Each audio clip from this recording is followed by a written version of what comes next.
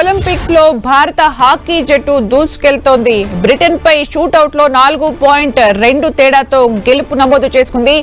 Semis కి చేరుకుంది భారత హాకీ జట్టు.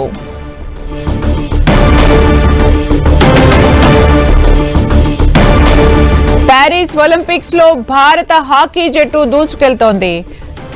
బ్రిటన్ పై షూటౌట్ లో 4-2 తేడాతో గెలుపు నమోదు చేసుకుంది. సెమీస్ కి చేరుకుంది భారత హాకీ జట్టు.